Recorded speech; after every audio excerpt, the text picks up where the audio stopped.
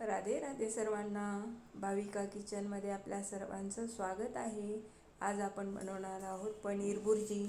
त्यासाठी मी 2 कांदे घेतलेले आहेत, 1 शिमला मिरची घेतली आहे, 2 टोमॅटो, लसूण घेतलेला आहे आणि साईडला मी पनीर बनवून घेतलेलं आहे. आपलं होममेड पनीर आहे, घरी बनवलेलं आहे.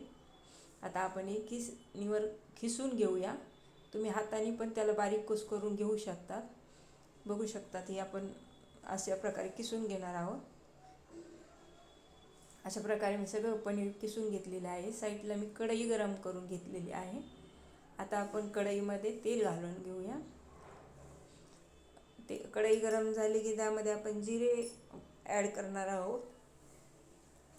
थोडेसे जिरे फ्राय झाले ना, आपण त्यामध्ये लगेच हिरवी मिरचीचे बारीक केलेले तुकडे घालणार आहोत.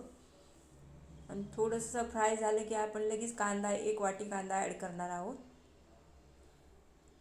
बारीक गॅसवर थोडासा मऊ होईपर्यंत कांदा आपल्याला फ्राय करून घ्यायचा आहे. थोडासा फ्राय झाला की आपण यामध्ये लसूण, अद्रक आणि जिरे मिक्सरमधून काढून घेतलेले आहेत ते ॲड करणार आहोत. कांदा आणि लसूण पेस्ट थोडंसं फ्राय झालं की आपण 1 शिमला मिरची ॲड करणार आहोत. बारीक गॅसवर थोडीशी सॉफ्ट झाली की आपण त्यामध्ये टोमॅटो ॲड करणार आहोत. टोमॅटो थोडासा फ्राय झाला की त्यामध्ये थोडंसं नमक, जिरेपूड, धनियापूड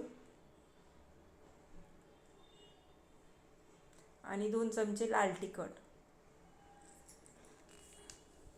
थोडीशी हळदी पावडर, हे सगळं आपण फ्राय करून घेणार आहोत.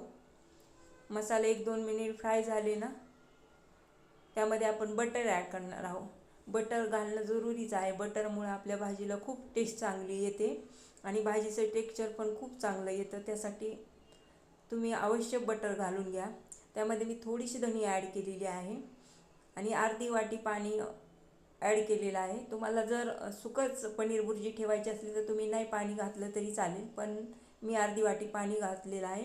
4-5 मिनिट झाकून ठेवलं होतं. बघू शकतात आपण भाजीला किती चांगल्या प्रकारे टेक्स्चर आलेलं आहे आणि ऑइल त्याने सोडलेलं आहे. आता ह्या स्टेजला आपण इथे पनीर ॲड करणार आहोत. पनीर ॲड करून आपण 2-3 मिनिट त्याला फ्राय करून घेणार आहोत.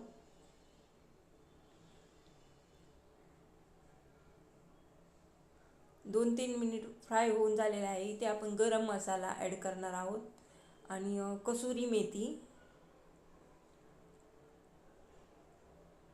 अशा प्रकारे भाजी केल्यानंतर खूप टेस्टी होते. पनीरची भुर्जी खूप टेस्टी लागते आणि झटपट होणारी रेसिपी आहे आपली ही. एकदा तुम्ही ट्राय करून बघा, तुम्हाला सगळ्यांना आवडेल, घरच्यांना पण आवडेल. त्याचा स्वाद खूप चांगला येतो. आणि तुम्हाला बटर जर नसलं ॲड करायचं तर तुम्ही 1-2 चमचे तूप ॲड केलं तरी चालेल. अशा प्रकारे माझ्या रेसिपी आवडत असतील तर लाईक करा, शेअर करा, सबस्क्राईब करा. धन्यवाद.